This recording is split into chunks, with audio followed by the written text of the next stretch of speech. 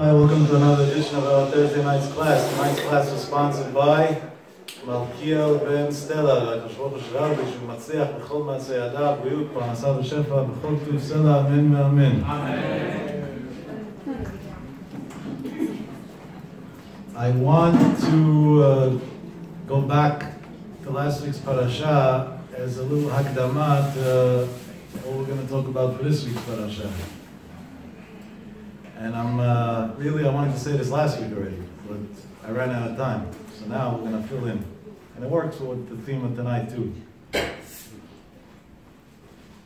In last week's parasha, when we were talking about the machloket of Korach and his people that decided to start a fight against Moshe Rabbeinu, so we emphasized that Korach was a very great man.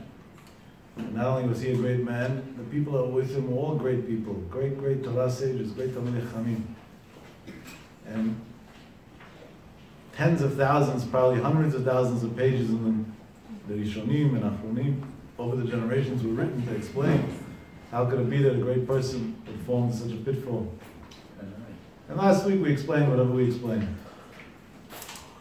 This week I want to take the next step in that story to start what we're going to talk about this week's parasha. The next step in that story was that Moshe Rabbeinu went to these people and he didn't fight back with them. He told them, Boker v'yoda Hashem dashelo. Tomorrow God's going to clarify what's going on. Right? That's what it says in the pasuk. First they came and they kalu al Moshe v'al Aaron and they came with all this. Vayishma Moshe v'yipol al panav. Moshe was very humble to them. He didn't fight back, he did nothing, just the opposite.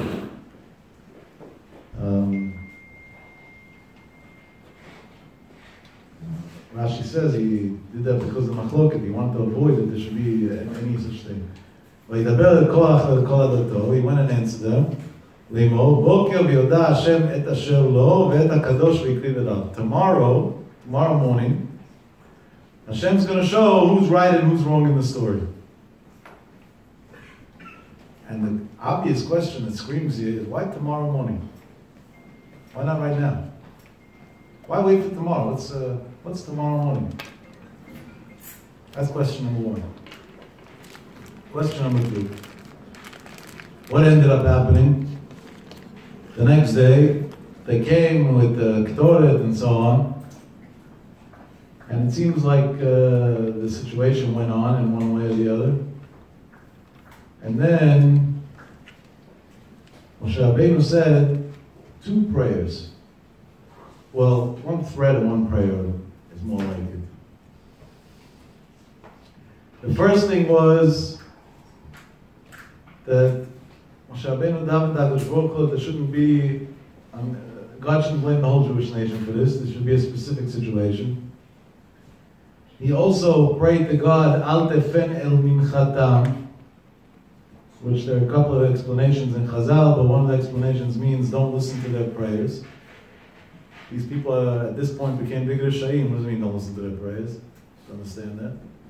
And then he told them like some sort of threat. If they're going to die a regular death, that's not good enough. But what has to happen instead? If God's going to create a special creation, and the ground is going to open up, and it's going to swallow them. And everything that belongs to them, whatever, this is a big nace he asked for, he wanted to change the rules of nature a little bit. If all of this is going to happen, so then what? V'yaldu chayim she'ola, and they'll get swallowed alive, meaning they won't even die before this happens. It won't be like a volcanic eruption. No, there'll be a hole and they'll get swallowed alive. Then you'll know that these people were against God, otherwise known as the Moshe is right and these people are wrong. On this you have to ask many questions. Number one, Moshe Rabbeinu was the biggest advocate to save Am Yisrael. Right? B'chet ha'egel, Moshe Rabbeinu went up to Shamayim 40 days until Hashem said, Salachti kidvarecha, he finally forgave the Jews. In every situation the Jews did something wrong, Moshe Rabbeinu was the biggest fighter to save the Jews. Suddenly, it doesn't seem like he's fighting to save them. It seems like just the opposite. That's number one. Number two, you're not, the Gemara says in many, many situations, even for the good, to help somebody, you don't bother God to do something out of the ordinary, to make a miracle. The Gemara has many, many stories in the past on different shiurim. We proved this idea that we don't pray for miracles. There's no such thing. Certain times a year that a miracle is not called a miracle, like Chanukah and other things, then maybe yeah, but be'etzim, you're not allowed to pray for miracles. Pray for help. And that's why when we pray for help, for example, I know somebody's sick, we don't pray that Hashem should make a miracle and he should get healthy. We pray that Hashem should send a shliach, a doctor, this or that. It should be hidden in the natural ways and he should get better. Because to pray for a miracle, that you have to be a big tzaddik for, and it'll backfire at you. Even if you're a big tzaddik, as the Gemara says that happened to Rava and many other stories, that they prayed for miracles and then they had damage happen to them as a result. There's many, many places in Chazal that this can be proven from. And that's for something good, to help a Jew. Here, we're talking about something negative, to punish a Jew. Jews, many Jews, 250 people, and their families, lichora. So Moshe Rabbeinu is going to pray that Hashem should make a special miracle, B'riyah Chadashah, there should be a new creation created in the world, that they should get swallowed alive in a way that nobody ever happened. That's like creating a new evil death. What was despite? Just the opposite. Moshe Rabbeinu didn't take it personal, vayipol al panav. He tried to avoid any conflict. So why did he take such a far extreme approach and ask for such an interesting creation? So instinctively, I'm assuming that people think that you see from here how bad machloket is. The machloket is such a terrible tragedy that look what extremes we have to go to. No, that's more or less the speeches we heard in the last 10 days. And I'm not arguing machloket is a terrible thing, and last week we spoke about the danger of machloket. But I want to tell you a pshat that's based on two different pieces of pshatim that I heard in a speech. I've got to give credit to where you get things from. For, to me, my favorite speaker alive today, not speaker, Talmid Chacham Atzum, Rabbi Elimelech Biderman. I'm sure many of you get his pamphlets in all the languages that it comes out every week. Unbelievable stuff. So he says a couple of shiurim in Israel each week, one night in Yiddish, one night in Hebrew.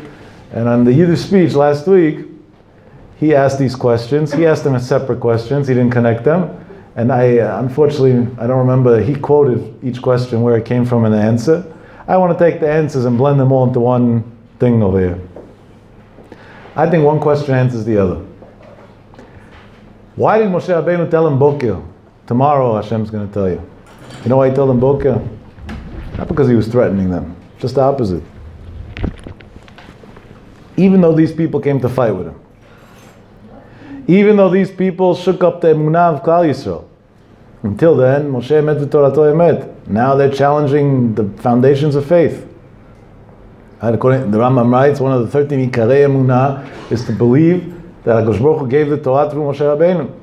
And that everything he says and all the words in the prophets are emet. So that means they went to a very, very low level. They fell from great Torah sages to the low of the low. With all of that, Moshe Rabbeinu said, let's see if there's still a way to help them. Let's see if there's still a way to save them. So he made a calculation like this. Here they have a negiyah, a personal agenda. Jealousy, whatever it is we explained last week. Therefore, in this subject, they're blinded right now. So if I tell them you're making a mistake, it's a waste of time. You see it was a waste of time. They didn't listen. So what's the solution? Chazal say that a person doesn't go to sleep at night, especially a Talmid Chacham, until he's meharer b'tshuva, until he first does a cheshbon hanefesh what he did that day, and decides if he's doing tshuva or not. Then, of course, every Jew does tshuva. And those of us who go to sleep before Chatzot at night, according to the Kabbalah, even say Kriyat Shema L'Mitah, and in there there's a nusach of forgiving others and asking God for forgiveness for ourselves. Moshe Rabbeinu said, what do I need to argue with them for? They're all Talmidei Chamim. They're going to go to sleep tonight. They'll make a cheshbon hanefesh. They'll see their mistake. By tomorrow, problem solved. They'll pull back. That's it. The argument's over. So he delayed it to the next day to save them, to give them that opportunity of night when a person thinks about his day. What happened? They went home and they made a cheshbon hanefesh. This says in the Sfarim HaKadoshim, he quoted, I forget from whom. And they realized they were wrong. Not that they didn't realize. They realized they were wrong. And they came the next day to Moshe Rabbeinu, and they said, we might be wrong, but it doesn't make a difference. We're still continuing. I said, what do you mean? If you're wrong, why would you continue? They said, because we're a lost case anyway. So why are you a lost case? He said, because the sin that we did is so great that there's no way back from it. They were kofel b'nevi Hashem with Moshe Rabbeinu. Because there's no way to correct such a sin. So it's over. They gave up. Came Moshe Rabbeinu and told them, you're wrong. HaKadosh Baruch Hu says, Ad yom moto achakelo, as long as a person's alive, it doesn't make a difference what he did in his life, he can always do tshuva. You still have a chance to do tshuva. And that part they weren't able to accept. They didn't believe that they had a power to change their life, even after doing such a great sin. With all of that, Moshe Rabbeinu said, I still have mercy on them. And he went and he prayed to God, not a punishment, a blessing.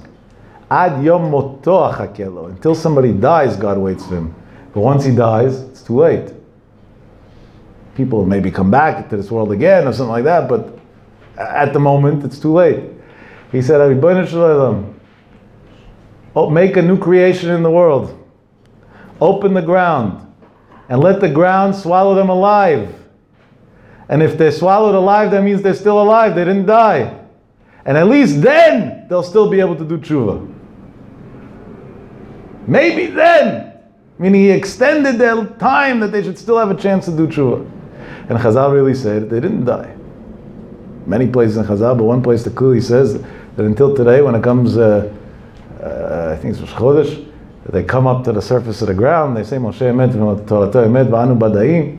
They validate Moshe Rabbeinu's being a Navi Emet and so on.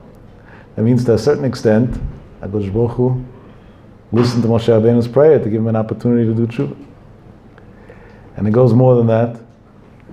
Moshe Rabbeinu prayed that Hashem shouldn't listen al tefen amichatam. So one pshat, the simple pshat in the pasuk is they're going to bring Torah, it shouldn't work. But Chazal also learned minchatam is their prayers. And the Rishonim, if you look good, and the Ramban especially and others, it means their prayers. From here we see another yisod, that even somebody who's holding in the worst situation in the world spiritually, and he's up to the worst sins in the world, and he's doing the worst thing that could possibly be, if he prays from his heart, HaKadosh Baruch Hu is going to listen to him. And that 1 second of a true prayer is enough, and that's why Chazal give a person advice not to deal with people that are, if a guy comes to, God forbid, we should never know, only Sonei Yisrael, no Jew should ever do such a thing, comes to hold somebody up, don't fight with him. Money of your life, take my money, leave me alone. Why? Because before, even if you think you're a macho man and you could get rid of him, because it could be before this crook came to steal from you, he got scared that maybe he's going to get caught or maybe something will happen to him or so on. And he said a prayer to Hashem, Hashem watch over me. What did he pray for? God watch me, help me do my sin. But he has Korach HaTfilah. You got to be careful, stay away from him. Don't fight with his Korach. Rasha, you're doing the worst thing in the world. Even such a Korach HaTfilah, we still have to be careful from him. So, L'inyaneinu anu, I think there's a great lesson. That what comes out over here is the greatest sin possible for a Jew to do is to say that I have no hope. That's the greatest sin. The second a Jew says, I can't, I'm a lost case, I went too far, that's the point that HaKadosh Baruch Hu already has an issue with him. Up until that point, Ad yamoto achakelo, im yashuv miyad lekablo. He waits for every Jew until the last breath. And really, Chazal had many stories, including Rabbi Eliezer ben Doldaya and others, that the Gemara says, Bacha Rebbe v'amar, Rebbe said, Yesh koneh olamo b'sha'ah achat. That 1 minute, 1 second in Yehud Shuvah, a person went from the lowest levels that could be, to be considered, in the Gemara it says, Rabbi Eliezer ben Doldaya mizuman l'chayei olam haba. That in Shamayim they call him a Rebbe, not over here. Over here, big deal. Better not to be called that most times. In Shamayim they call him a Rebbe. When right before that he was doing the biggest averot possible in the world. That's the power of one hirut shuvah, of one Jew, 1 second. And that every single person in every single situation has a hope. There's never a situation that somebody doesn't have hope. No matter what, no matter where, no matter when, every Jew has a hope that he can do tshuva. This is a big yisod. Now that we did this, so now we can go into our parasha this week and begin something that I think we could take away something beautiful from. The Torah this week, the beginning of the parasha, talks about the mitzvah para aduma. When the Torah talks about para aduma, second pasuk, Zot chukat ha-Torah, asher tziva Hashem leimor. This is a chok. Chok is something we don't understand. The Hakadosh Baruch Hu says what? V'ikhu elecha para aduma, and so on. And it says all the halachot of para aduma. Not all, but some of the halachot of para aduma. Rashi, if you look on the parasha, right at the beginning, starts saying a couple interesting things, brings down midrashim. On the first Rashi in the parasha, he says, "Lefi shesatan v'umot ha'olam," being that the Satan and the nations of the world, monim et Yisrael omar, ma mitzvah zot u'ma ha'tam yesh ba. They come to the Jews and say, "What type of weird mitzvah is this? It makes no sense. What are you doing?" It's like this last week, on Friday, I was talking to somebody on the phone, and he tells me, I don't tell people what to do, it's none of my business. But if somebody asks, so I maybe answer something in a hint. So he told me, give me a good mitzvah that I could do tonight. It's Friday afternoon. And according to his proclamation, which I don't believe, because al pi halacha, in adam yisim atzmo rasha, you're not allowed to believe if somebody says something bad about himself. He said that he doesn't keep Shabbat. So I told him, how about tonight you don't turn on any lights in the house? Leave them on. Not that big of a deal. Need a light in the dining room, in the kitchen, I leave it on. I didn't think it was such a hard mitzvah, right? That's not such a big deal. Wasn't asking for much. So he tells me, nah, that one I'm not doing. So I said, what's the problem? The electric bill? I'll give you $10. It costs you $2 extra electricity. I'll give you 10. You make 8 times more on me. 4 times more on me, whatever. Make 400% of your money in one weekend. That's not a bad gig. He says, it has nothing to do with that. I said, what does it have to do with? So he said, because that makes no sense. I said, maybe it makes no sense to you, but anyway, let's hear. What's your problem? Because the Torah says, Lo tevaru eish. Can't turn on a fire. Electricity is not a fire. So I told him, do you want me to answer you rationally, honestly? Do you want me to make a mockery out of you now? Which one do you want? Pick how you want to get an answer. So he tells me all of the above. He had extra time. He didn't realize it was Friday. I mean, there's no extra time. So I told him all of the above. Okay, let's start. The mockery part is very simple. Take your fingers and stick them into an outlet and we'll find out if electricity's fire or not. And if not, then maybe sit on a hot plate Friday night and see how that feels. We'll find out if you get burnt or not. That's number one. I said, number two, Esh is not what you decided is Esh. The Chod Shabbat doesn't go by your mood.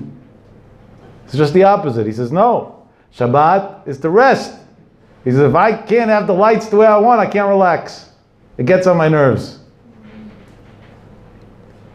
No. I told him, let me ask you something. Al pi halacha, if you have a pot of cooked food, so it's not muktzah, and it's heavy, a big commercial pot, and you, Shabbat morning, something went wrong with your head, and you decided that you want to see how many times you could lift the pot. And you start lifting, 1, 2, 3, after 3 times your arm is already hurting, you're sweating. Did you do a sin? No. You might be crazy, but you didn't do a sin. That's not muktzah, there's no issue, you didn't do anything wrong. I said, but when you turn on a light switch, you did an issue d'oraisa, at least one, could be 2 according to Chazon Ish, but definitely 1. A light switch takes no effort. This takes a lot of effort. If Shabbat was a day of rest, so this should be a sin, and this shouldn't be a sin. And so what's the answer? That today we have this thing that we insist on not thinking. And you joined that club, unfortunately, temporarily. But now you're going to think for a second. Hashem is going to tell you to rest. Everybody knows you need to take a break. Hashem needs to make a mitzvah in the Torah to rest. That's what it is. And if he told you the rest, so why? So al pi halacha, if you go, you shouldn't be able to go, do anything that takes any effort on Shabbat. You should sit like a vegetable in bed all day. That's not what we do. We do just the opposite. I said, Elamai, Chazal explained the mitzvah. And I say, God, what did he do? Shabbat resembles God stopping the creation of the world. Meaning that the mitzvah of Shabbat and the Isurei Shabbat was an Isur to create. That was the Vayinafash of HaKadosh Baruch Hu. Vayom HaShvi Shabbat Vayinafash, he stopped creating. Turning on a light is creating a new circuit. And therefore it's not permissible. And lifting your pot up and down is not creating nothing, it's being a nutcase. And therefore it is permissible. I said, so when you want to see something like a shallow person, so of course you have all these questions. I don't understand, this one I'm not doing. But when you think a little further into it, certain mitzvot, HaKadosh Baruch Hu revealed why it's like that and what goes on. This is what Rashi says, that there'll be a generation that the Satan v'umot ha'olam, to me the Satan is Facebook, v'umot ha'olam is everybody else who joins that movement, comes to the Jews and say, Ma tam yesh ba? The Torah is primitive. Look, we have so many more advanced technologies than the Chumash. Therefore, HaKadosh Baruch Hu tells a person, "Lefikach katav b'chuka, gzeira hi milefanai, ein lecha reshut leharer achareha." Not everything in the world you have to understand. Not everything in the world you have to understand.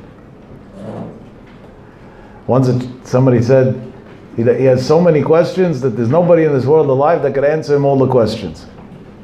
I realized that this guy wasn't asking questions because he wanted an answer. He was asking to be at the attack. He had an agenda. I was able to tell in his tone of voice.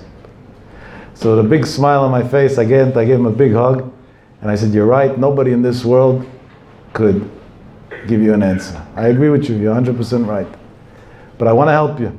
So tell me if you want my help. So he says, what type of help are you offering? You say, can't answer, so what help could you offer? I said, I'm willing on Shabbat by the Sefer Torah to make a Misha Berach for you, that God should take you upstairs quickly and give you all the answers himself. Private tutoring session, you should have. He said, no, it's okay. I said, oh, suddenly there's not so many questions anymore. Suddenly it's not so. Chukah! The arrogance to say, I don't want to do something because I don't understand why, is like saying, I know everything in the world, and therefore, if there's something I don't understand, so it doesn't fit into my puzzle. How arrogant can a person be to go and pronounce, I know it all? Nobody knows it all. You know it all? Learn, you'll know. Learn, you'll know. That's the first Rashi.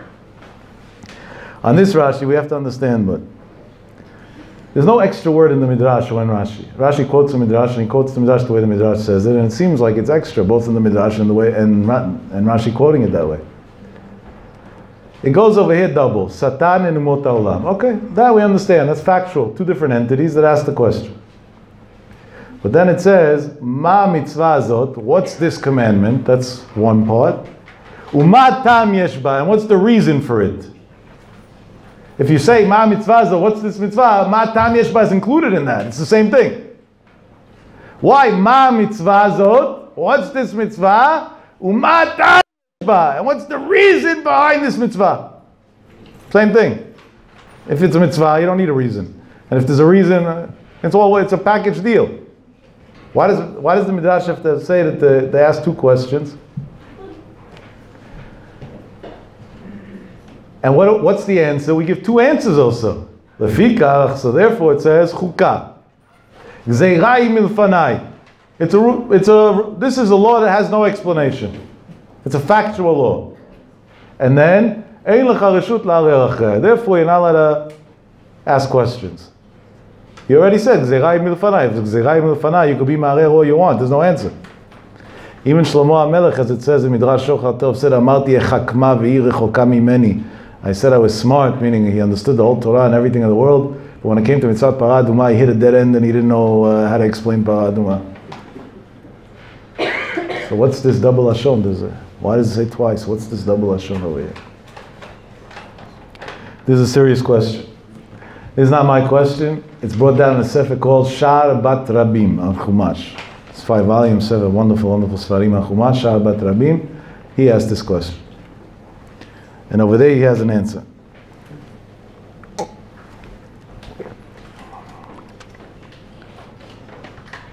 But behind this answer, before I give you the answer, I want to share with you a little bit of a interesting siyata dishmaya that I had today. I need my phone for that one, sorry. So at 5:55 p.m., somebody sent me a message. That was a very interesting message. I guess it was based on last week's class. And the question went more or less like this. How do you draw the line between humility and haughtiness? Otherwise known as, where's the balance between being confident and arrogant and humble and somebody with a low self-esteem? And that's a very valid question. Many Sifrei Musa were written exactly on that question. So my response wasn't in writing. I'm sorry, I was too lazy to write. And I sent back a voice note that said this question for me to write would take me, I think I've said 2 weeks or something like that.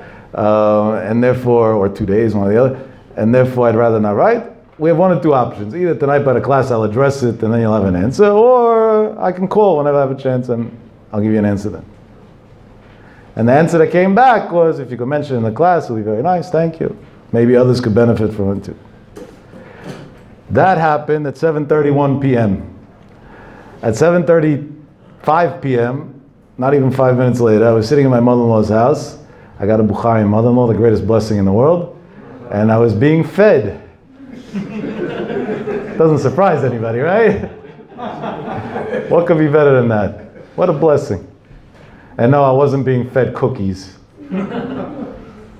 Or almonds, or I don't know what. I was being fed steak. Straight off the grill. With a bunch of side dishes. And a mother-in-law that's apologizing that there's not enough food, because maybe by accident you could see 1 square inch on the tablecloth. It was my father-in-law, my mother-in-law, my brother-in-law, and I, 4 of us. There was food for probably the whole shiur plus many more. But she's apologizing there wasn't enough food. What a blessing to have a Bukhari mother-in-law. Unbelievable. Hungry will never go. Baruch Hashem. But to sit by the table and eat like a pot, that's not my style. So the social life of hello and being polite and that, I already passed that stage. I did it all. So I took a sefer that was over there in the house and I opened it up. On the parasha, it's on Chumash, on this week's parasha. I opened it up to this week's parasha. I said, let's see if there's a good chidush on the parasha. I should have what to say. So here's the sefer. I brought it from the house. And here's the question. He brings down this question from the Sefer Shabbat Rabim. And listen to the answer he gives, and listen to how the Rebbeinu Shalom runs the world and tells you what he wants you to say at every given moment. And why sometimes it's good not to sit and prepare speeches scripted on papers, because then you're not saying what Hashem wants. You're saying what people want to hear. Listen to this. This is mind-boggling. He writes like this. Sheyudi ba la'asot mitzvah. When a Jew comes to do a mitzvah. Ba elav ha'satan v'sho'alo. The Satan comes to him and he asks him, Ma mitzvah azot? What do you need to do this mitzvah for? What's this about? What are you doing? Meaning, what value, what value and importance does this mitzvah have? What does it have? Number 2, he writes, if that doesn't work, he comes with the next case. You're going to do this mitzvah? I have so many more important mitzvot for you to do now. Then you do nothing. That's one of the Yetzer Hara's best tactics. I called somebody a couple of days ago. He was a big Talmid Chacham, a big Yirei Shamayim. And yeah, he has an unbelievable way to explain Gemara. And I asked him if I could retain his services. I don't want to need freebies. To teach some boys that want to learn. I'll pay him, top dollar. And he said no. And I said, why not? So he said he's scared it's going to bother his learning. I said, yeah, but we have a psak from Moshe Feinstein that a person has to give 10% of his time for others, even if it bothers your learning. So he said, I'm not on that level yet. Talking about a Talmid Chacham, Alavai, one day I should know 2% of what he knows will be good. I said, if everybody's going to say they're not on that level yet, there'll be nobody on any level in Klal Yisrael, because who's going to teach? You learn Shas and Poskim through and through, you know, by Kol HaTorah Kula Ba'al Peh, people need you. He didn't agree. I was on an agenda. This wasn't going to go with, I don't take no for an answer. Doesn't work by me. When you tell me no, that gives me, now it's a challenge, so I for sure have to get a yes. That's part of being stubborn, what are you going to do? So I told him, what if I tell you a case that's going to maybe win over here a little bit? So he told me that he's willing to hear anything. So I said, the Sifrei Musar say that when the Yitzhak wants to stop a Talmid Chacham from doing a Maaseh Tov, he can't come to a Talmid Chacham and tell him go sin. He's going to laugh at him. If Yitzhak went to Reb Chaim Kanievsky and tells him go eat OUD, he's going to throw him out of the house. He'll say, well, I'm not a goy. I don't do that. What do you want from me? It's not going to work. So what does he do? Sifrei Musar said, we saw Salanta as a ma'amar on this, by the way. He comes to the Talmid Chacham and he tells him that you still have to grow more. And like this, he holds him back from levels that he's really already on.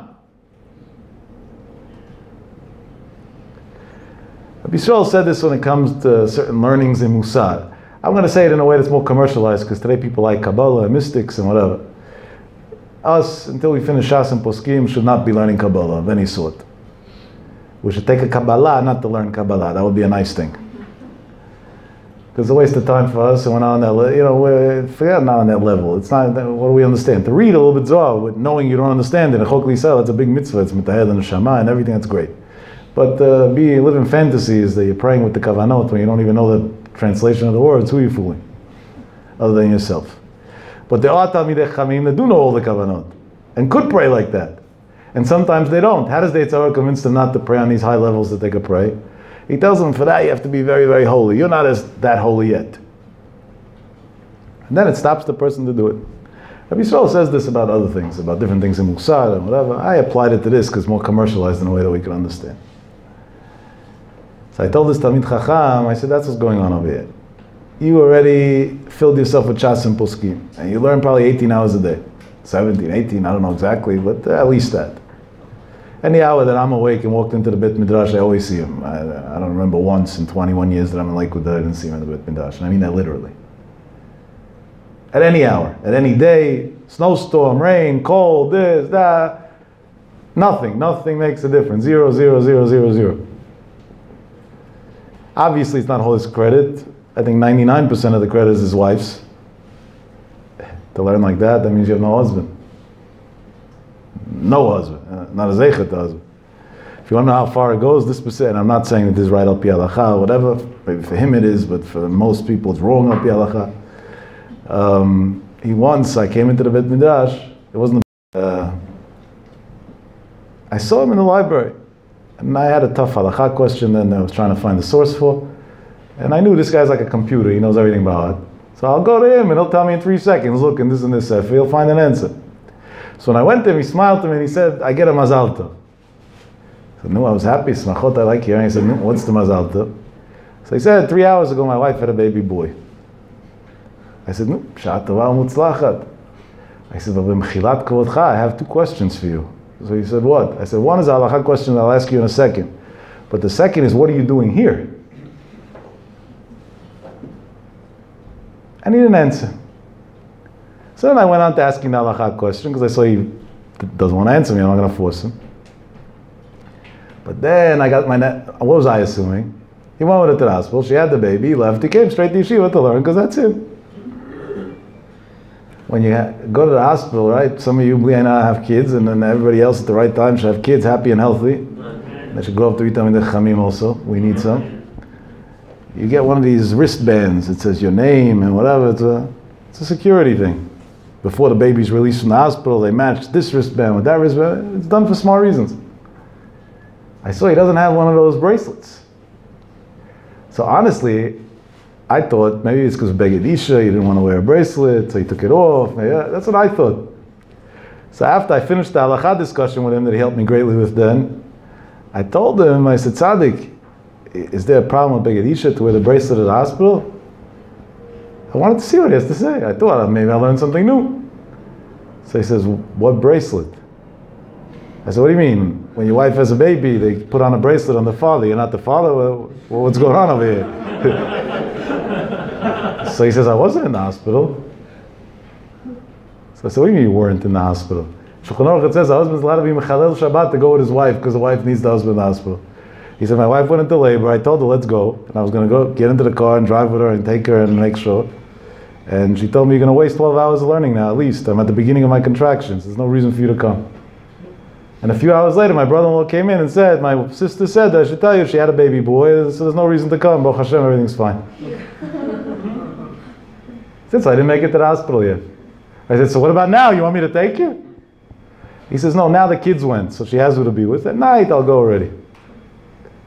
That's why I said 99% of his Torah is hers, it's not his. You know what levels you have to be on? These are stories that maybe on Rebbe Kanievsky, they said maybe. And I'm talking about a regular college student that learns with me, you know, he's older than me by a bunch of years, but that's learning until today. 61, I think he's 61 years old now. And he's still a Kol Yinga man.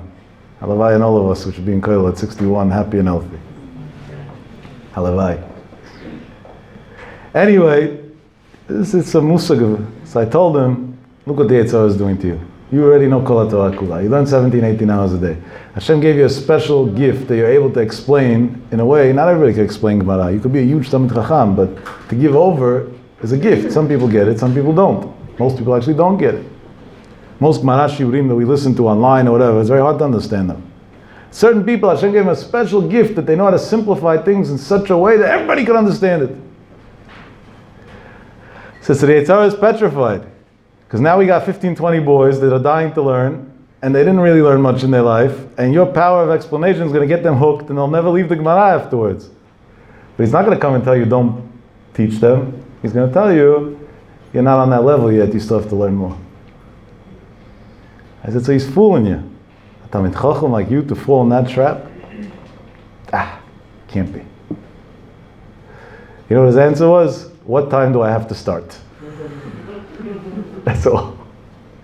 And that night the boys went to learn with him, and I told them in advance, guys, each guy $20 each session, and he's a Talmid Chacham who's poor, he doesn't have, I don't know if there's food in the house sometimes, and make sure that he should have parnosa.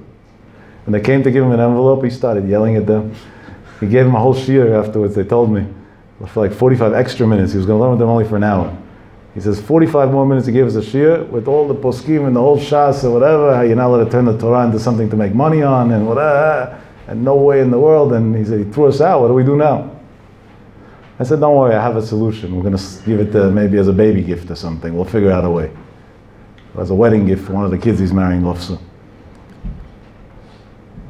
So, somebody in America, not Israel, today, amongst us, somebody we help, directly and indirectly in many weeks, all of us, without you guys knowing. Yeah, you should know, you have a schus, you have a chelik in his Torah. A lot of times when I collect money on Thursdays and I know he doesn't have food for Shabbos, so the money goes to him. Can you imagine you come to Gan Eden one day and HaKadosh Baruch Hu is going to tell you, you know the whole Shas and place can come sit with all the Gedolei Yisrael. You say, me? I failed my college classes. Forget about Shas and Poskim. Me? What do I know? Let's say one Thursday night you were in Queens somewhere, and you fed a family of a Talmid Chacham, and because of that he was able to learn more, and he didn't break. And all this Torah belongs to you. You have shares in all that Torah. $5, $10, $100, $200, you buy yourself Gan Eden. Gan Eden. It's an unbelievable thing. Comes to Shabbat Rabim and says, one way the Satan comes, what's this mitzvah worth? The other way the Satan comes is you have another mitzvah that's more important. Don't do this mitzvah, do something else that's more important, ki'ilu.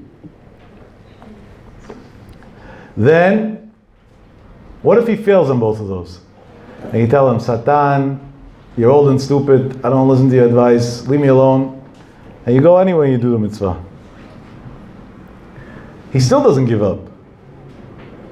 Satan, he tries every trick in the book. Halavai, we should try to learn as much as the Yetzirah tries to make us not learn. We would all be big Gedolei Yisrael today.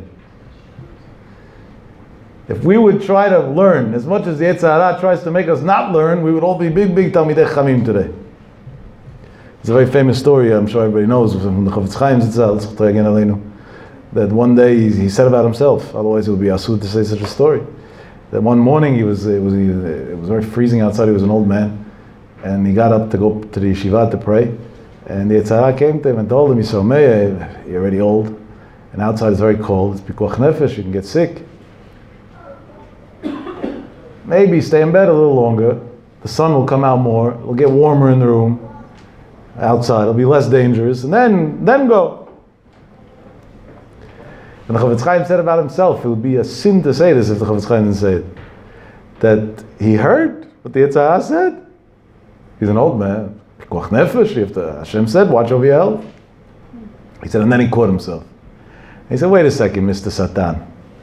You're a lot older than me. You were created together with the creation. You're 5,700 years old. And you still woke up before me in the morning and came out in the cold and riding to tell me not to get out of bed. And you think I'm going to listen to your hypocritical advice? And he jumped out of bed and went to the yeshiva.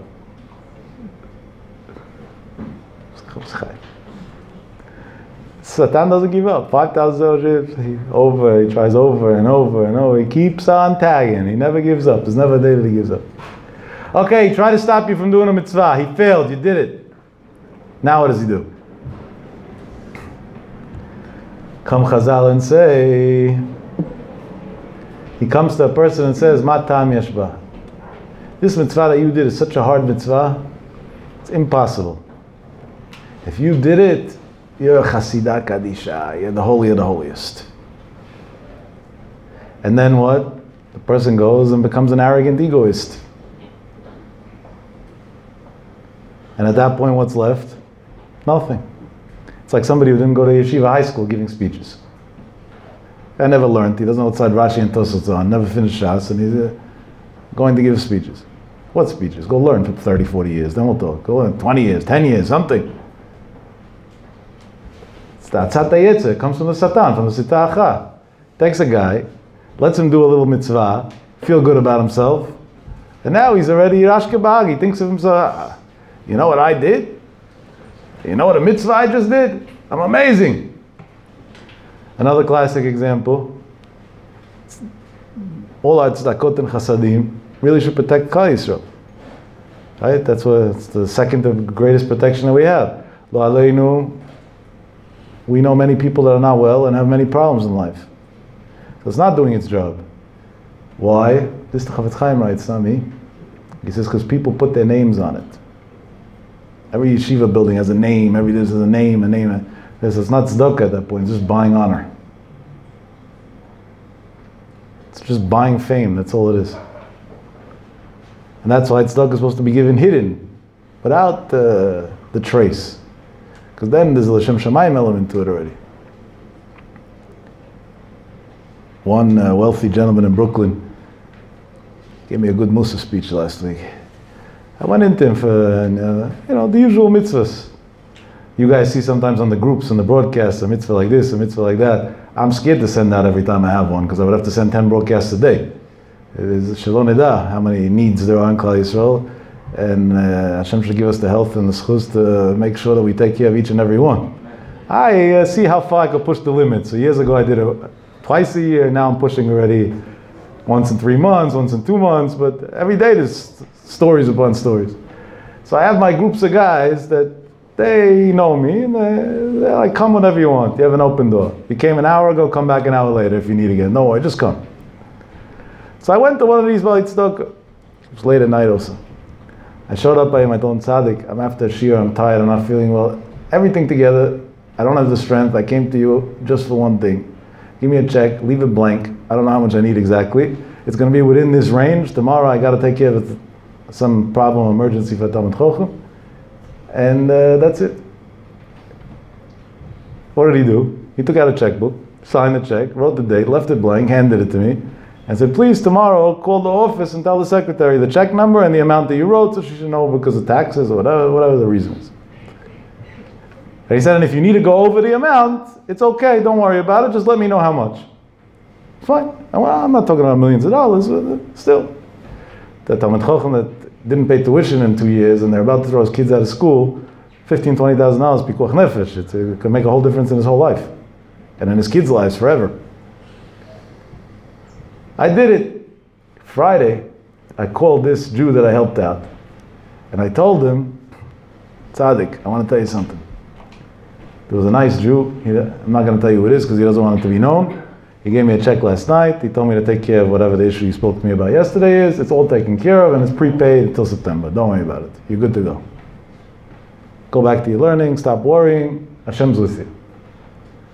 And what's going to be in September? Remind me in September. We'll figure out what to do then again. This Jew was with such simcha. Honestly, it lifted me up. I felt like in a different world. Just to see the smile on his face. He gave me all the brachas I wasn't giving me. Who am I? I was just a mail boy. Somebody else did this. So I felt as an obligation to call the original Jew who gave me the check the night before and to tell him what a difference he made in somebody's life. So I called him and I told him, I said, I just want to let you know. And I gave him a whole rundown of everything that I experienced. At the end of the conversation, he said, I have mixed feelings about you right now. And so I told him, no. We got to stay on good terms, you and me. I pay at least a weekly visit to you. I can't afford to lose you right now. What's the mixed feelings? He says, on one hand, honestly, I'm going to go into Shabbos feeling good. I'm so happy, Baruch Hashem. He said, last night you made me stay awake until you got to me and this and that. I wasn't so happy about you. So I feel good.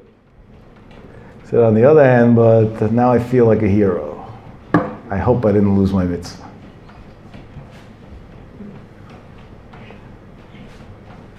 What a musaf from a real Baltzducker. What a musaf from a real Baltzducker. On the other hand, so where's the balance? Comes the Shabbat, Rabbi Yehuda writes, this is what goes on. The Satan comes and he either says, Ma mitzvah azot, don't do the mitzvah, or if you beat him on that one and he did the mitzvah, he comes and says, Ma tam yesh ba, you're such a great person, you were able to do it. And he steals it like that. As we pray in Avid, V'aseh Satan milfaneinu, take the Satan away when we want to go do a mitzvah, he shouldn't stop us. U'ma'acharenu, when he wants to inflate our ego after we do a mitzvah. Because they're both ways to kidnap our mitzvah. So what's the answer in the Midrash? The answer is Gzeirahi milfanai. If he tells you not to do a mitzvah, you say the Rebbeinu Shalom said so. Period. Have a good day. What do we do about after the mitzvah? Ein lecha reshut leharer achreya. Stop thinking about how great you are for the few mitzvot that you did in your life. You'll forgive me for repeating this story because I probably said it 800 times in the past 10 years over here. But it happened with a friend, and this is one of the classics of Rav Steinman. That a friend of mine, who's an American, lives in Israel in Bnei Brak, and he's Amil B'Torah, and he has an amazing family and an amazing wife who supports him. But on top of that, he also has another amazing blessing, which most people don't have. And he has very wealthy in-laws that are so proud of and happy that they have a son-in-law, Talmid Chacham, that they give him unlimited funds. The sky is the limit. He doesn't even know what it means, money, because his wife has a credit card, whatever she needs, and that's it. It's done. And they want to have the schut. One day, the mother from America called the daughter in Israel, like she does probably every day, stand the shmooze. And the daughter told her, Mommy, I'm a little tired, I'll call you back soon. So when she called back, what does the mother do when she hears her daughter's a little tired? What happened? Yeah, especially a rich, protective mother. It's too hard for you, maybe you need a maid, maybe you need this, maybe you need more help, maybe.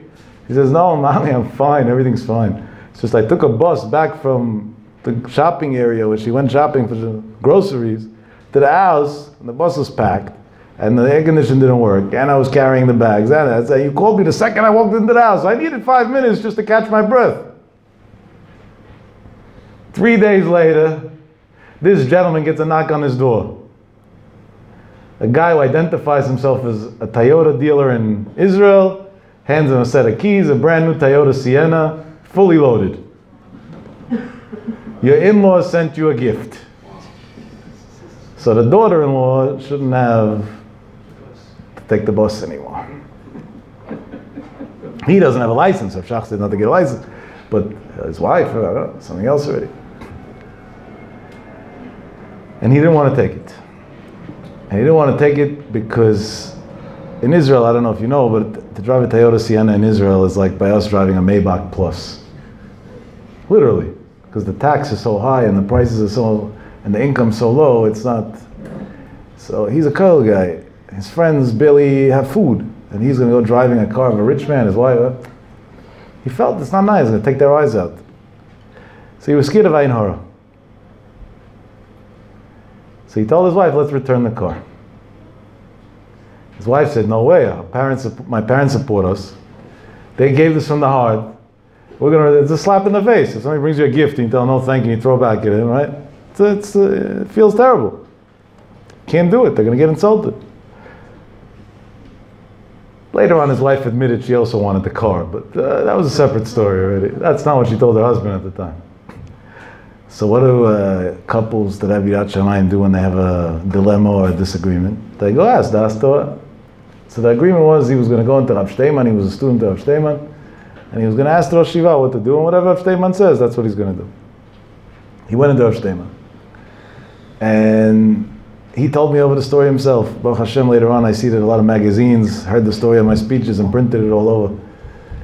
They skipped a lot of the details, a shame. Rav Shteiman he just heard him for like a few seconds, he didn't even let him finish what he was saying. And whether Rav Shteiman knew what a Toyota Sienna is or not, I don't know, probably not, but it doesn't make a difference. He told him very expensive car, the Ashirim have it, the rich people have it. And so Rav Shteiman said, so what's the problem? Beautiful, no? The wife will have a comfortable car, what's the problem? He said he's scared, Ayin Hara. So Rav Shteiman told him two things. Number one, Chazal say, Man lo kabde adadi. Somebody who doesn't do Ayin Hara on others, they don't do it on him, it doesn't work on him. And you have a good eye. So a good eye it protects you, so you have nothing to worry about. He said, number two, I still don't understand the question. He said, how many times did you finish Shas? The guy started stuttering. He said, hopefully soon when Daf Yomi is over, I'll finish Shas. So he said, no, I don't mean reading Shas. I mean Shas B'iyun. How many times did you finish Shas B'iyun? He said, never. So what about Shulchan Aruch? Also never. He says, the Mishnah Berurah you know by heart, at least that. He says, I know it inside, by heart. I don't remember every Mishnah Berurah. So I don't get what the question is at all. So why does a person make Ayin Hara on somebody else? Because he's jealous of him. You don't even know Shas. What's there to be jealous of? There's nobody's to be jealous of you.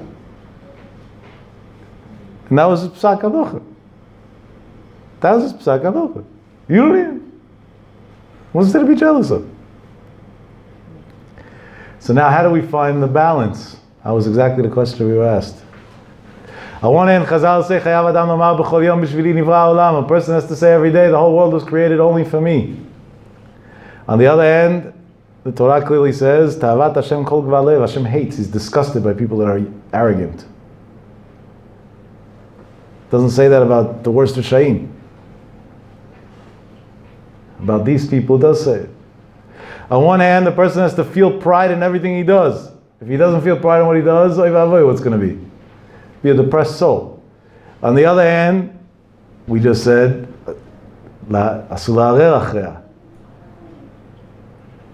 don't think about it afterwards, because then you're going to feel like the biggest tzaddik and you lost your mitzvah. So which one is it? And like this, if we had the time, we can quote so many chazals that literally contradict each other on the subject. And really, it all narrows down to the simplest question. Who transcribed, wrote the Torah, Mipi Hashem, word for word? Moshe Rabbeinu. What did Moshe Rabbeinu write in the Torah? Ve'aish Moshe anav mod mikol ha'adam. I am the most humble person ever. What? How do you write that? And if you write that, how are you the most humble person? Or if you write about yourself, Lo kam navi b'Yisrael ke Moshe od, there was never a prophet as great as me who saw Hashem panim el panim. How does that work with being humble? It's opposite extremes, no? It seems to be opposite extremes. Chazal say, for example, it's brought down in Halacha also, that a Talmid Chacham has to have a shminit sheba ga'ava, an eighth of ga'ava, whatever that means. Well, wait a minute, if Hashem hates ga'ava, so a Talmid Chacham should have ga'ava? Bevadai, Talmid Chacham shouldn't have something that Hashem hates. V'al zeh haderech, we can go on and on and on and on with the same paradox over and over again. Chazal say mefalsimim osei mitzvah. You publicize those who do a mitzvah. Wait, we just said that if you get public fame for your mitzvah, you lose it. But you definitely lose the majority of it. So by the way, on that, I once heard a very sharp answer from the great Rosh Yeshiva, Maran Rav Shach Zatzal. He said, mefalsimim osei mitzvah is without the person knowing. The guy who did the mitzvah doesn't know that you're making it famous. You go to his brother and tell him, your brother just donated 10,000, at least do the same. But you don't tell the brother, I'm going to tell your brother you gave. So he doesn't get harmed by the thing. And another person learns from it. That's what Rav Shach said on that one specific chazal. But stam, it does say in chazal, mefarsemim osei mitzvah. On the other hand, if you mefarsem, so then what's left? Also, there's another point over here. There's a point in chinuch. If somebody's a parent, and he does tzedakah, or he does any mitzvah, and he doesn't tell his kids about it, the kids don't see, they don't know what he's doing in his office, so they don't know their father's a ben Torah. So they grow up without an example. And that's why it's so important for parents to share with their kids the mitzvahs that they do, especially at a very young age. So it should go into the DNA from a young age to know the mitzvot that are done. And one guy over here from Queens, actually, he's a good, interesting guy, very special person. A couple of weeks ago, when I sent out one of my broadcasts, so normally every broadcast I send out for charity, within 30 seconds, literally, I don't know how he does it so quick, PayPal, $180 each time. This time, I get a thing right back, PayPal, $360. I said, what was the schut today that I got double? So I was curious, I called him. I said, Isaac, well, every time it's 180, it's like this already for 8 years, 7 years. What changed today? I said, you made a lot of money, or God forbid the opposite, you have a tzara at home. He says, neither one. I said, what? He said, today my daughter was off from school. I said, what does that have to do with anything? He said, she was off, she was bored. My wife works, I work. I took her with me to my office. Over there, she could, the secretaries, this, that, she keep herself busy, the computer, whatever she could. And she was using my phone, and she brought me the phone when the message came through on WhatsApp. And I read the message to her, and I said, what do you think? Should we give tzedakah now? So she said, sure. I said, how much? She said, $360. So I said, okay. I gave $360. I said, what a shame she didn't say $36,000. Because she didn't know such a big number. Now I want to go befriend the daughter and teach her how to say bigger numbers in the future.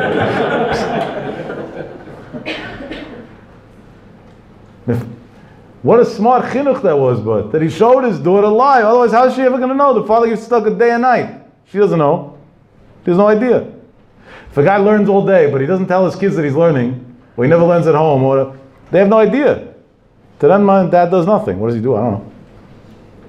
Yeah, believe it or not. Yeah. So on one hand, you do have to share certain things. You do have to express these things. So where's the line? I think the answer is very simple. Moshe Rabbeinu wrote about himself that he was the greatest prophet and the most humble man. It wasn't that was arrogance. It was afal pikein. What does that mean? He said, even though I was the greatest prophet, I was still able to stay the most humble man. Why? Not that I wasn't aware of my prophecy. I knew I was the only person who faced God and came back alive. I knew very well that I had the highest level of prophecy. But I also knew that I didn't earn it. It was all a gift. Now you're going to show off what's not yours? Well, today's kids, unfortunately, sometimes do. But normal people don't do that. If I lend you a car, and my car happens to be more expensive than yours, are you going to go to your friends and show off my car? No, why? Because it's not yours. So you're an idiot if you show it off. Today with leasing, everybody has cars that are not theirs, it belongs to the bank, and each guy's driving a more expensive car than the next one. He doesn't even have money to put gas in it.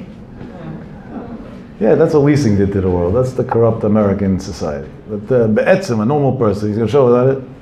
I lent you a shirt. You're going to go show off, look, I got a new shirt? No. Why? Because it's not yours. If it's yours, even if it's worth a lot less, then you show it off. A Jew's tafkid in life is chayav adam lomar b'chol yom. A person should say every day, bishvili nivra ha'olam. Not ani barati et ha'olam, the world's mine. For me, the world was created. That means there's a creator. Therefore, I'm worth everything. The whole world's mine. The whole world was worth it just for me. But it's all a gift. I have nothing to show off about. Moshe Rabbeinu got to the greatest level of nevuah, but dafka because of his level of nevuah, he was able to come and say, that's what made me humble. Because the closer I got to God, the more I realized how it's all a gift. The Chazon Ish said this in a beautiful mashal. He said, if you're walking on the street at night, and you have light poles, or whatever they call them, the lamps on the streets, and you're 20 feet away, and you look on the sidewalk, your shadow's there, right? How does it look? 5 times as big as you. That's the only time a person has a right to say, I look so fat. As you walk closer to the light, what happens to your shadow? It gets smaller and smaller. When you're right under the light, nothing. Al Zeh Derech, the previous Rebbe, Zechat Tzadik Levachas Chutei Yagen Aleinu, said, when you take a can, if it's full, you drop it on the floor, it makes a bang, but a very small one. If it's empty, you drop it on the floor, it makes a noise the whole house could hear. He said, the emptier a person is, the more noise he makes. He says, the less that's over here, the more noise he makes. It's true. Nobody who has any common sense will go driving around at 80, 90 miles an hour like I saw last Thursday night, over here on the blocks, shrieking on the corners, skidding, risking people's lives. It's somebody who must have a lot of trouble in life, hopefully a guy, who's empty-headed, and at that point, empty people make a lot of noise. Somebody who has something and say, you don't do that. It's just, that's the way it is. And that's why most of the loud mouths, everything they say makes no sense. If you dissect it for a second, you're like, what? That's what you just said? It's embarrassing to say. Comedians are a classic example. Play a comedy tape on slow. After 3 seconds, you'd be embarrassed you ever thought it was funny. Funny? You say, how morbid that a person could be so stupid. But what? It's an empty head who's so quick that he's faster than you. So now, at that point, it sounds funny already. There's no seichel to that. The authentic comedy that was even 25 years ago doesn't exist anymore today. Then people came up with creative ideas that had substance, that were actually funny from real life. They were masters at a certain skill. In the Jewish world, they were even called batchanim. Some great tzaddikim used to bring batchanim into the house. But today, it doesn't work like that. It's a timing game. It's catch people out of the timing through emptiness. Comes the Chazon Ish and writes an unbelievable thing. He says that means the closer you get to Hashem, the more you realize it's not that you're worthless. You're worth even more because you're close to Hashem. But that all that you're worth is a gift. And at that point, what's there to show off about? He gave $1 million charity this year. God willing, you should all be able to give a lot more than that this year. That's great. It's unbelievable. In Shamayim, you have Gan Eden open for you in ways that, in your biggest fantasy, you'll never understand. But at the end of the day, who gave you $1 million? Hashem. Right, so he took God's money and gave it out. Big deal. It's a big nisayon, so kol hakavod. That's the balance. On one hand, recognize what you do, and recognize that you're great, and recognize your abilities and what you can do, and recognize that there's nothing that you can't do, and recognize what we started off with, that even if a Jew falls into the worst situation in the world, by Hashem there's always tshuva, and in 1 second he could be a tzaddik gamu. Yesh koneh olamo b'sha'ah achat. But on the other hand, realize that all of that is a gift. And now don't flaunt somebody else's gift.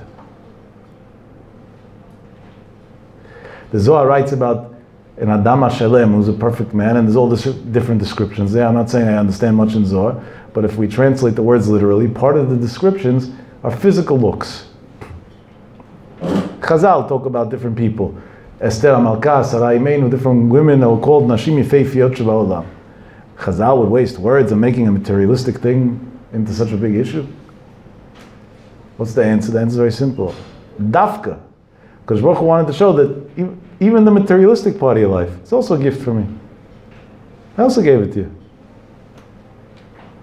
And that's why even something like that, we make mention of in Chazal. That's one of the many answers that Rav Tzadok writes to explain how could it be the contradiction in the Gemara that Rabbi Yehuda Hanassi was the wealthiest, I don't know the wealthiest, but probably the wealthiest other than Shlomo HaMelech. The Chazal talk about it at length at least. There may have been others that were wealthier, but that weren't discussed at such great length. at the end of his life, was able to lift his 10 fingers and said, I never had any pleasure from this world. What do you mean never had any pleasure? The Gemara describes what a great elaborate life he had. They used to change tabletops made out of gold and throw them in the garbage in his house. And the list goes on and on and on and on of all these things that they would do. He lived a great life. And there's many answers. The simple answer is it was all Hashem Shamayim.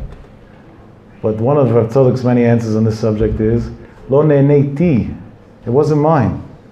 Yeah, I enjoyed it a lot, but every time I ate something, I knew it was God's.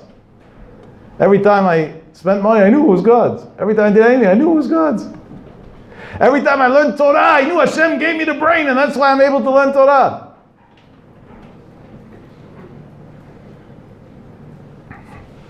Now I want to add on one more point. And with this we'll conclude. And then there's another point. What gives you the fuel to continue with? So on this, and I'm sure I said this in the past, I don't remember clearly, but yeah, if I had to bet, I said it for sure. My Rebbe, Hashem should give him a long life and a refuah shlema. Afshlema cheshin shlita, once told me, when I asked him exactly this question, an interesting story about himself. Many years ago, I don't remember the exact number, but it was in the vicinity of 35 years ago, he fell into a tragic situation. He owned the house in Mea Shearim, his mortgage off, and Bli Ayin Hara, he had 11 kids already. And there's no room. It was a one bedroom. Doesn't work. He said at the beginning you could use the dining room for some kids, the hallway, the kitchen, but when you run out of adkan, that's it. He said it got to a point that even in the bathtub they couldn't put a kid. That's how full the house was. Now imagine 13 people living in a one bedroom apartment with one bathroom. What the morning looks like. It wasn't possible. It wasn't a get. So then he found an eitzah. In Mea Shearim's prime real estate, he was able to sell that apartment for a lot of money, even though it was tiny and old. And he was going to move much further out in Jerusalem. Today he lives in Ramot. And with that money, he could buy something that's so much bigger. But now he had the money in the meantime. And he didn't want to put it into the bank, because in the bank they give interest, and he was scared of ribbis, so he didn't rely on that risk. In America we don't have a problem like that, because it's goyim, but in Israel it's an issue. And then Bank Ador I don't think existed yet. Bank Ador doesn't give interest for and that's why it's called a Kol student bank. They use that bank to avoid the problem. So he had a large sum of money, and he was going to go put it in the gemach.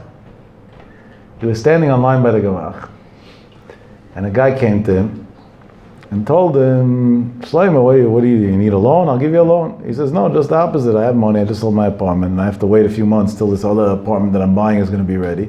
So in the meantime, I'll leave the money in the gemach. So the guy told him, you know what? Why would you leave the money in the gemach?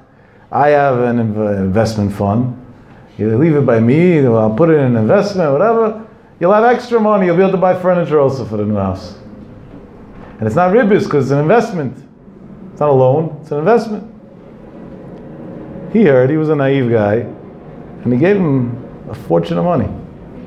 Talking about over $100,000 35 years ago. Do the math what that's worth today. And this guy was a known shyster. And he never saw the money again. And now he has to put payments on the house. And everything is gone. So he went to his father. His father was Rabbi Yomin Zev Cheshin, Zechet Tzadik V'Kadosh Levacha. My youngest son, Hashem should give him a long life. Shibadel Chaim Tovim was named after him. A man who gave his life to help Sephardic Jews. He's a Breslov Yid, a Hasidic Yid, and he gave his life for Sephardic Jews. His whole life was dedicated to help Sephardic Jews. And he told his father, Dad, what do I do? I'm in a jam. His father said, what do you do? The first thing is you forgive that person.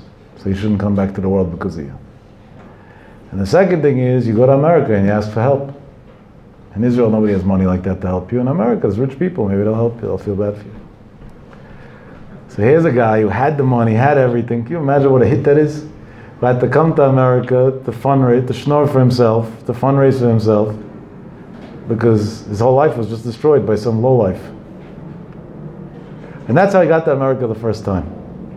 In retrospect, Rav Shlomo always tells me that he helped at least 10,000 Jews over the years in America become B'nai Torah. So not only is he not angry at that guy, he blesses him every day for stealing his money. Because he would have never came to America in his life otherwise. It would have never even happened. And he said he was about to take his first flight. He was never on a plane at that point in his life. To come to America to raise money to help his matzav out. Father of 11 children, left Be'erom B'chosad Kol without nothing. And his father, Zechat Tzadik Livacha, escorted him to the airport. And he said the last words his father told him before he was going to go, then it wasn't like today, people leave already right away. You were able to go almost to the gate with the passengers. His father told him, I want to give you Tzeidah Derech, something for the way. So he said, what? He said, Shlomo, Hashem is not sending you to America for money. Money Hashem could send in Israel also. So he says, what do you mean, Abba? So then what am I going for? I'll stay here. He said, you're going because al pi halacha, a Jew has to make an ishtadlus. And ishtadlus in this case means going to America because but that's not why you're going. He said, you're going because Hashem gave you a gift and a talent to help people. And therefore, when you come to America, spend your time helping people. And if, by the way, they give you money also, no, so they'll give you. Okay, he heard his father's words. He said, no problem. And then his father added on like this. He said, but I'm scared of one thing. He said, the American Jewry, they didn't see all the Gdolei Yisrael that we had in Israel. They had many Gdolim, Abar, Moshe, Gdolei Olam, but they didn't see as many as Israel. So when they see a Jew from Israel who's Talmid Chacham coming, they get all excited. And what do? They're respectful people. So they give him a lot of honor. He said, Shlomo, they're going to give you kavod. They're going to give you honor. And kavod's dangerous. It's going to destroy you. He says, so I want you to take upon yourself that you should remember clearly that kavod is only for HaKadosh Baruch Hu. Hashem says it about himself, Li HaKavod. And don't accept any honor from anybody no matter what. But the satisfaction that you feel that you were able to help Jews and you were able to save their lives, that keep for yourself. Because that's going to give you the motivation to do it again and again and again and to continue. What a fine line. The honor, give the Rabbeinu Shalom, because it's all his. But the satisfaction that you were able to accomplish something, that take for yourself. Because that's what's going to give you the ability to continue going on. That's the answer to the question. You have to be confident, and you have to know if you have God behind you, there's nothing you can't do. And you have to feel confident in all situations, and there's never anything in life that should break you, even when there's sometimes that it feels like all the decks are stacked against you. And by the way, just because all the decks are stacked against you doesn't mean, like many people are selling fairy tales today, that everything's going to be okay. No. Everything may not be okay, actually. Everything may work against you sometimes. Hashem never promised anybody that everything's going to be okay. But it doesn't. The only thing Hashem promises is that everything's going to be done for your good. It doesn't say everything's going to be okay. I had a brother who died 3 years ago from cancer, as you all know. He was only 32 years old, a father of 3 children.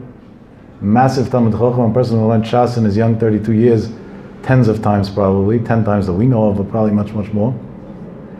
Agudat Yisrael, not that I'm knocking it, Ashrehem. They make a beautiful Siyum HaShas once in 7.5 years. Last time they took, I think it was called MetLife Stadium or something. They take a whole football arena.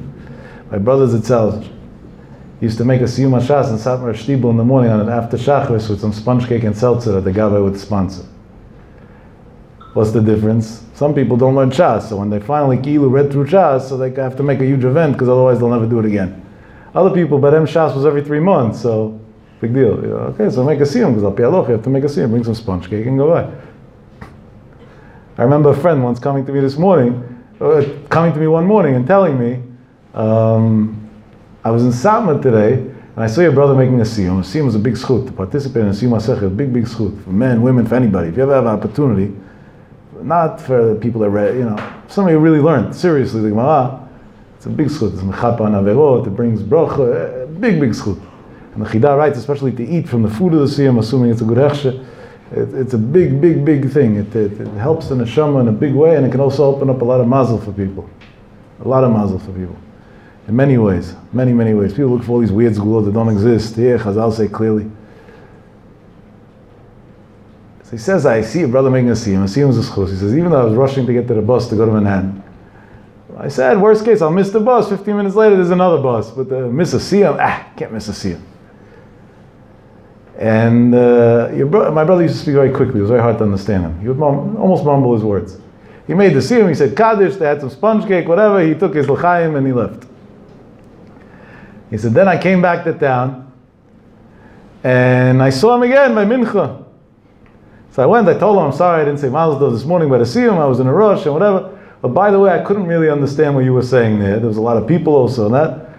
Something, it's a shtibel, it's a noise, tons of people. Which Masechet did you finish? So my brother said, I'm on to the next one already. I don't remember, it doesn't make a difference. So this guy, you tell a Jew it doesn't make a difference. Now he has to know, right? So he's friends, with what used to be my brother's father-in-law. Also a big Talmid Chacham on Shira. So he went to him and he said, your son-in-law made a siyum. He said, oh, a siyum hashas. He said, what? I just attended a siyum hashas and I didn't even know about it. So I once asked my brother, I said, how is it that somebody as young as you could know so much, but at the same time be so simple, so normal, so chilled? Amazing father, he used to play ball with his kids, he did everything like a regular person, joke around with us. He was more black and white, I'm a little more colorful. I would come into his house, he would always, make funny comments in a good way, not in a bad way. Oh, I love your socks, it's going to light up the whole room today, or, each time, or whatever came to his mind. One day I went in with a red shirt, he told me that's good, it's against Ayin Hora. And every time he had something to say about something. He says, so integrated with everything in the world, so down to, so it doesn't go together. I said, today there's so many people that don't know two sentences and they already make a lot of noise. He said, there's only one difference, I'm not better than them. Maybe they're even better than me, I don't know what Hashem's going to say one day. But they think it's theirs, and I know it's a gift. God gave me a gift that I love learning, I'm addicted to learning. I have a good memory. It's not mine. You can't create a good memory. Could you buy a good memory somewhere? They don't sell it, unfortunately. Hashem has to give you a gift. Hashem gave me a gift. That's all it is. It's a big deal. So what's the big deal? He said the opposite. If I don't use it, then I'm scared.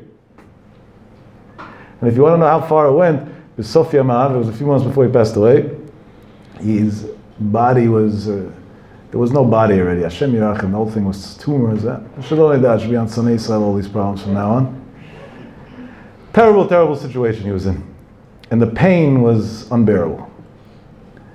First of all, his wife testified about him that he never once in his life even said the word ouch. Never. There was no such thing. He said, that's what Hashem sends, so that means you have to accept it b'simcha. Simcha, you don't complain. Never complain. I used to ask him a lot of times, how does he feel? Because I had to know for medical reasons. He said, everything's perfect. He couldn't walk, what everything's perfect? Couldn't move, he was immobile at a certain point. Everything's perfect. After he passed away, one of the nurses told us, she said there was no point anyway, because he was a hospice patient, to say it so graphically. But now that he passed away, in case you're wondering, one of his tumors was the size of a cantaloupe. That's what she told us. He said medically how a person can smile under such circumstances, there's no way to explain. So the doctors gave him tons of pain meds. So I used to go fill the scripts, and at a certain point, his wife told me, stop filling the scripts, it's a waste of time, he doesn't take it anyway. I said, what do you mean he doesn't take it?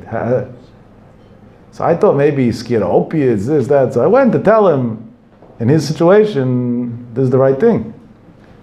So he told me, no, I don't need it, I'm fine, don't worry about it. He didn't. Then a couple weeks later, a different doctor said that maybe medical marijuana is a better solution for him because it'll alleviate the pain better. That's what they said. So I went to him and I told him, we got you a license in New Jersey, whatever, we can get you medical marijuana, whatever it is, and you don't have to smoke, we can get it in a drop format, whatever, in an oil format, and it'll hopefully alleviate the pain. And he told me, Yaakov, chas v'shalom. He got angry at me. I said, but this is what the doctors are advising, and there's a mitzvah to listen to doctors. You can't just do whatever you want, it doesn't work like that. So he told me, on this there's no mitzvah to listen to doctors. So I said, why not? Why not? I said, the kids that are using it for their stupidity, that's right, that's wrong. Al pi halacha. That's a big sin. But for a medical reason to get somebody out of pain? So he said, the Chazal say, and the Ramban learns it out clearly, that there's a curse in the Torah for somebody who forgets one word of the Torah even. He said, and everything I learned in my life, I never forgot. So at least I know in that area I'm safe when I come upstairs. He said, and I heard from people that I trust that opiates and marijuana can both cause memory loss. What's life worth if I'm going to forget one word of the Torah? He never was willing to touch it. Level. And with all that greatness, you would have met him on the street. Hello, how are you? What's doing? Joke around, never missed a family event. Why? Why didn't it get to him? Honestly, thank God in a way that I wasn't that great. Because if I would have been great like that, I don't know what it would have done to me. I don't know if I would have stood that test. It didn't get to him because for him it was simple. Hashem gave me a gift. No, now what's the big deal? Hashem gave me a gift. Unbelievable thing. Now, close to 3 years later, I constantly, on a daily basis, I'm still hearing stories from people that are calling me, telling me all different things that my brother did for them, a chesed, that he helped them, things that make no sense at all. What I recently revealed was I used to give him a certain sum of money, not a small one, every month, after he was, even before when he was well as well, but afterwards for sure, to make sure that he had, at least financially, there should be no stress in the house. And I never saw his wife like living it up or whatever. And there was enough there that he could live very comfortably, to put it mildly. I didn't understand what was going on. In the past few years, there have been many times that people called me for help. And when I would tell them, you got to give me a few days, I have to arrange money, it's a little tight now in the fund, give me a few days and I'll help you. I said, what do you mean? Your brother used to ask him to give all the time. And then I put together that all the money, all the years that we gave him, he never wanted to take for himself because he never wanted to take a gift from anybody. And he gave it all out at stock all the years. And I even recently, almost 3 years later, have evidence to this. This is a crazy thing. A guy tells me he has a ktav yad from my brother. Right? Ktav yad means a handwriting. He's all proud of it. He has a ktav yad from my brother. He's one of the people in Lakewood that used to be close to him, much older than him. So I told him, okay, let me see what ktav yad is, something interesting. Let me see what. I also have some kitvei yad from him. Let's see what you got. So he says, I have it in my house, in my safe, whatever. There's a story behind it. I said, let me see what you got. So he says, come to the house. I said, okay, I'm coming. I'm already imagining some chidushei Torah, right? Something. I'm already imagining. So he tells me, let me tell you something. Your brother had Ruach HaKodesh. I said, what made you decide that? I said, I happen to think so too, but what made you decide that? Based on what? I don't like free statements. If you're saying it, there has to be a reason. He said, today, Baruch Hashem, I work and I have panos and everything's good. But a few years ago, I was in Koil, I was very tight and the situation wasn't so good. And one Thursday, I was walking back from yeshiva. Your brother was also walking back. So we walked together because we live in the same area.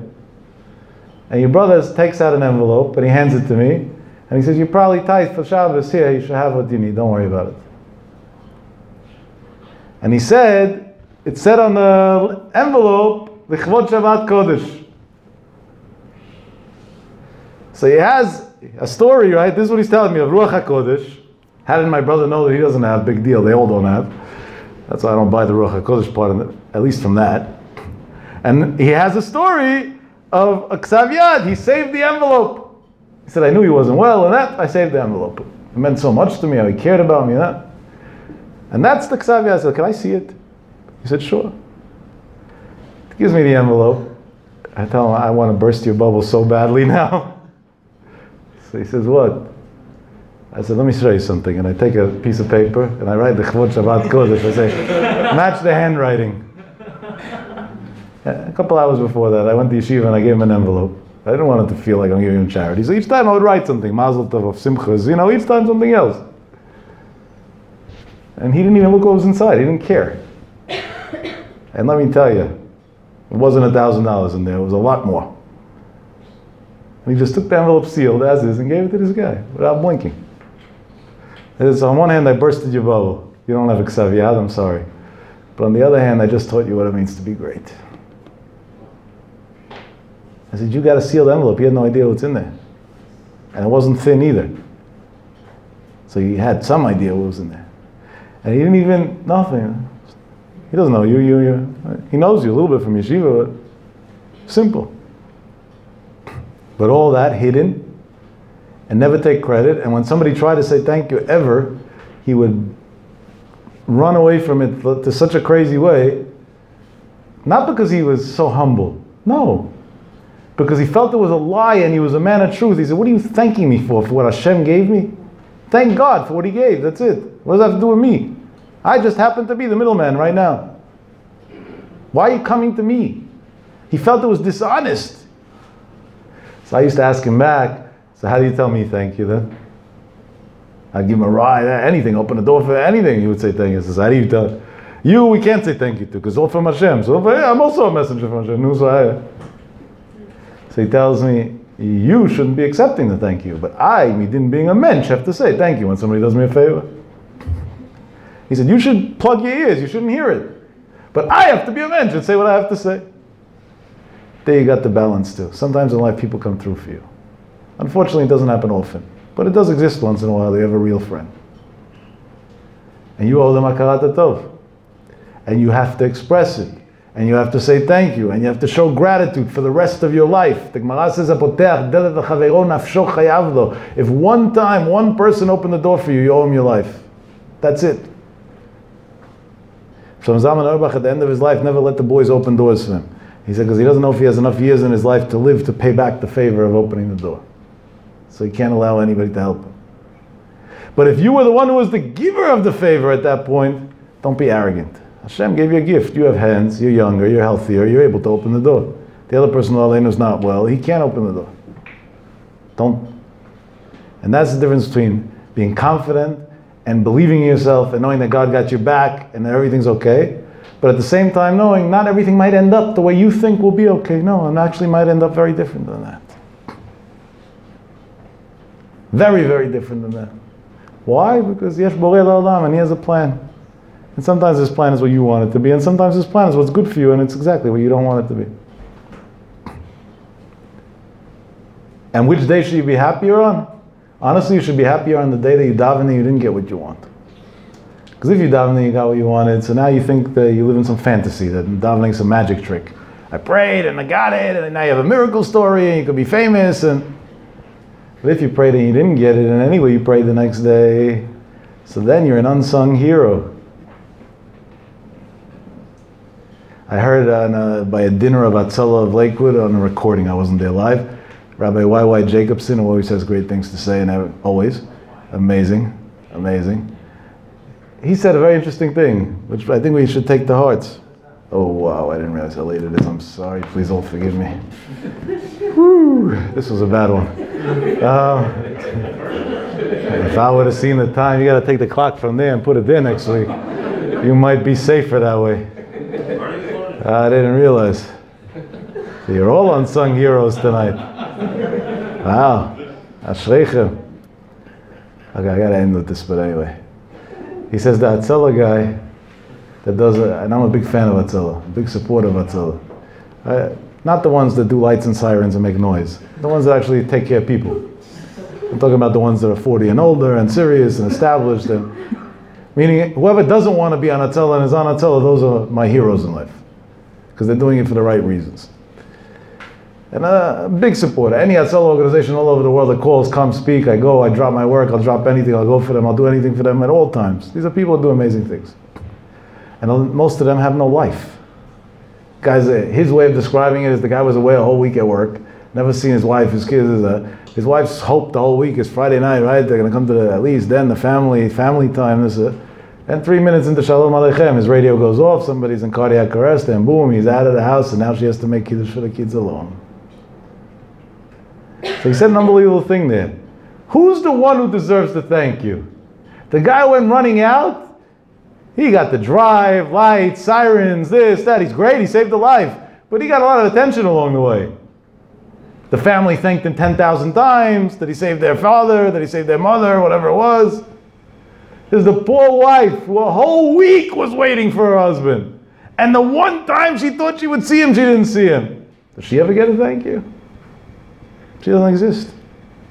And that's why when they started this thing of Neshei Hatzalah, that was one of the things that made me happiest. Finally, we should recognize who's standing behind the system. But this comes from the shoresh that we just said. Recognize who gave you everything in your life. HaKadosh Baruch Hu should help, that we should feel Him and be proud of ourselves always. Amen. Amen.